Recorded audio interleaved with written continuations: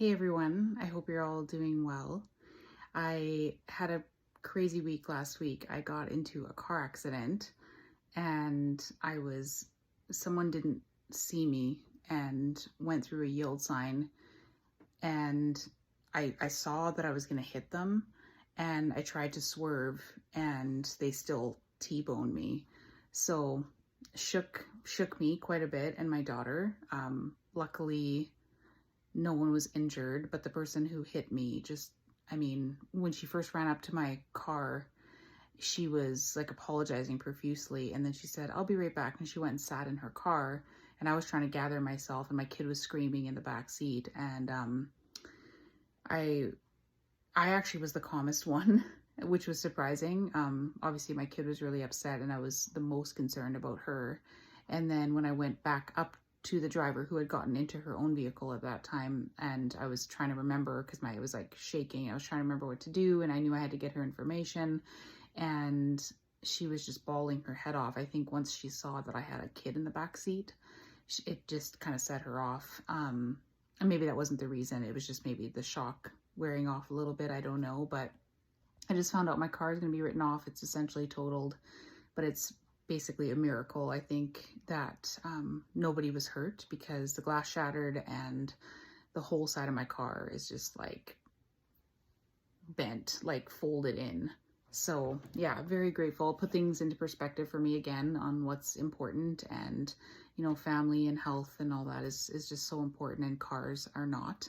So anyway, just thought I would share that. And it was amazing to me in a lot of ways how I was the calm one, because I went through such a long period of time of feeling just so jacked up in my nervous system all the time that it's crazy to me that something that significant happened and I was the calm one in the group. So just wanted to share that. But I thought I would record a video about what is the transition like between suffering and getting better.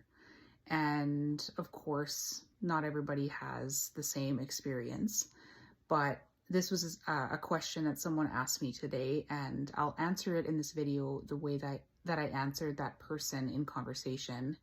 And I'll also talk about my own experience as well. And obviously, like a lot of people, I would say the majority of people go through the windows and waves pattern of recovery. And so this answers like, aside from that, like what is the experience like? And I would say, of course, like the worst part for me was the mental stuff. And so what that felt like to suddenly be getting better. I've shared in other videos where I had, whether this is related or just a coincidence, I don't know, I had strange sensations, physical sensations in my head that actually felt pleasant to me. It's like that ASMR. If you watch those ASMR videos and you get that sort of tingling in your head and in your like spine, but like it feels nice. It was kind of like that. And then it was shortly after that I felt like I was getting better. And for me and for others that I've coached and talked to who have gotten better, who had particularly bad mental symptoms, depression, like it could be mental looping, it could be DPDR, stuff like that. How it seems to happen for people is they suddenly have thoughts that are outside of survival thoughts. So for me, I remember distinctly the day when I got out of bed in the morning, and normally like before I was barely even conscious, my mind was looping on intrusive thoughts. It was like not normal intrusive thoughts. It felt like a misfiring of my brain just over and over and over and over and over. That was completely outside of my control. And I remember like being up and actually being like, I think I'm going to have a coffee today, which I had not had caffeine at that point in a long time. And I was like, I just felt like confident. I mean, I don't remember exactly my thought processes that morning, but I do remember being like, I'm going to have a coffee. I guess I must have been feeling confident enough to be like, I'm going to be okay. I don't know. I don't really remember exactly how that went, but I do remember just being like thinking about my day as far as what do I want to do rather than how am I going to escape and survive. And that was really a strange but also powerful time. And I've talked to other people that have had the same experience where they're like, suddenly I was thinking about a hobby I might want to pick up, or maybe I want to start, like maybe I want to go back to work part-time, or maybe I want to start some type of social venture or whatever. And they suddenly have this like space in their brain where they almost don't even realize that they're thinking normal things until it's almost after the fact. And they're like, wait a minute, I was just thinking a normal thought. Kind of like that. So I've seen that several different times. And that's, like I said, what it's like for a lot of people that start to get relief from the mental symptoms, whatever that might look like for them. For other people, it's just a gradual, like sometimes it'll be subtle and almost not even noticeable. So maybe you've had this extreme paralyzing agoraphobia, but because of children or whatever the case might be, and you have to go out somewhere and do something, run an errand that needs to be done. And normally you do this whole almost ritual in order to enter a store and get through it and get out of there. And then suddenly you, like, I call them safeties. So maybe you have this whole like procedure that just gets you through those moments. And then one day you approach the store and you end up like forgetting your safeties in the car or something. And you realize after you come out of the store, like, holy crap, I just had a normal experience. That is actually more common than I thought it would be. And when I was so my background is in psychology. That's what I went to school for.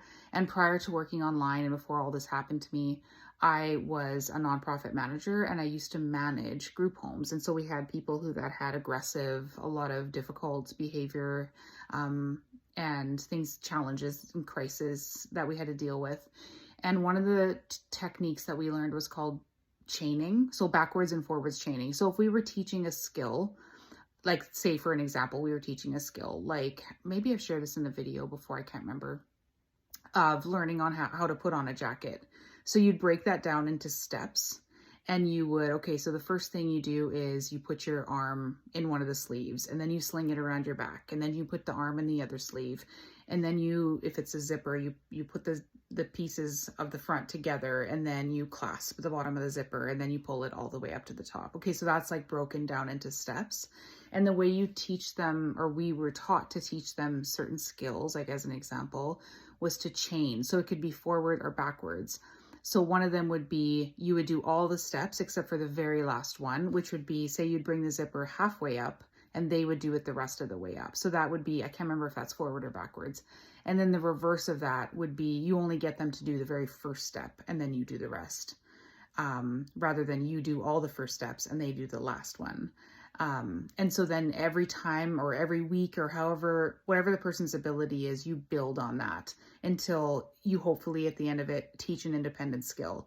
And so the reason I share that is because it's sort of like this whole thing with safeties and whatever measures you take. So for some people, say their challenge was agoraphobia, going into a store, maybe before they go into the store, they put headphones in just to be able to distract the entire time with calming music or a video or something like that. Say they have a safe person with them, say they have, I don't know, maybe they wear certain comfortable clothes, or it could be just about anything. And so sometimes this will happen unintentionally. Like I said, someone will go to the store, maybe they're in a hurry, or maybe for some reason they're just like in the moment and sort of in that flow that you get out of when you're in withdrawal. And they end up just like going into the store and coming out and realizing after the fact, like, I didn't use any of my safety skills.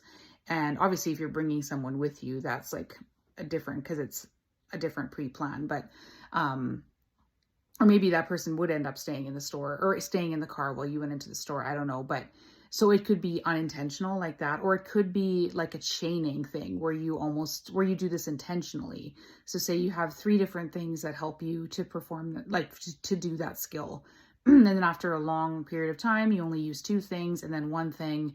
And then you do no safeties, but you do it for 2 minutes and then you do it for 3 minutes, or you just walk in and out of the store. So there's different approaches to this. And I've seen people sort of their process of recovery work both of these ways. And this could even be in the event of like a social gathering. Say you want to start like integrating. Most of this is such a process and a rebuild. So say you're a little bit further along in your journey, but you still have a difficult time with social situations and you've been invited to something, and say you're like, I want to do this, but I don't know where I'm going to be at that day, if it's, you know, a commitment you make prior, and or maybe you're just whatever, you're just scared because you haven't done this in a long period of time. So you kind of set it up where you're like, okay, I've talked to the person ahead of time. I'm going to commit to going for 15 minutes and then leave. And that person knows I'm going to leave early or whatever. And then the next time you have an event, you do 20 minutes or 30 minutes or whatever. It's just all of these different sort of ways. And this naturally gets easier over time, or you could do some of these things intentionally. And that is another sort of bridge that I see people go through between feeling really bad, like suffering all the time, and then kind of reintegrating and rebuilding. So that's another thing that I wanted to mention. Sometimes, actually more often than I thought, would happen would be the rapid recoveries. And I know Angie has talked about this on her channel recently. She did an interview where this was the case. And I have seen it several times as well, where someone is just suffering. And then it's like suddenly something just switches and they feel better rapidly. And people will say to me, well, how is that even possible? Like, that doesn't make any sense. But I say to that, like, most parts of this process don't make any sense. And not only that, but I feel like if someone can have a severe adverse reaction to 1 dose of a drug, or 3 doses or 7 doses, that looks exactly the same as someone who's been on a drug like a benzo for 30 years in cold turkeys, and they have the exact same profile and symptoms, that doesn't make any sense either. So what is the mechanism behind that? Like, how could it be possible that someone would have the same experience after 3 pills as someone who has cold turkeyed off 30 years of benzos? And I've seen that numerous times as well. And it's like, how do you explain that?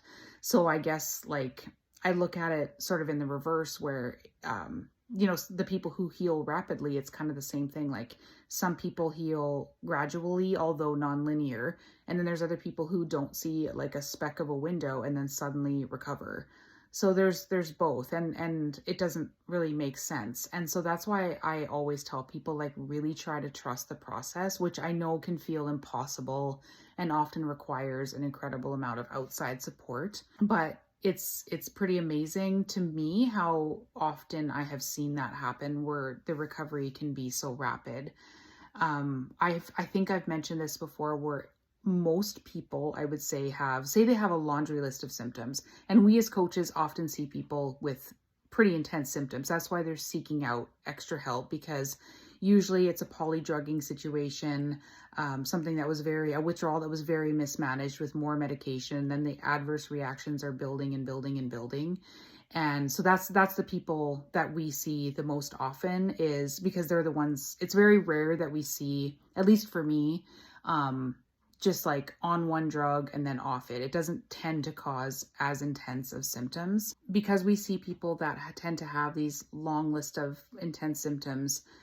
What often happens too is that symptoms will start dropping off, but there will be 1 or 2 or like a handful of them that just linger and linger and linger. And oftentimes they are the most distressing symptom for someone. So for me, it was the mental looping. That was the most distressing for me. And it was the one that just would just not budge. It would just not let go. It would not ease up until it did. And this could be insomnia. This could be involuntary movements. This could be tinnitus. It could be internal vibrations. It could be mental looping. It could be DPDR. It could be head pressure. I mean, there's a myriad, like, there's a ton of different potentials, but people will comment that, you know, I feel like I'm getting better in a lot of ways, but there's just this one symptom or these handful of symptoms that just won't budge. And that's really, really common.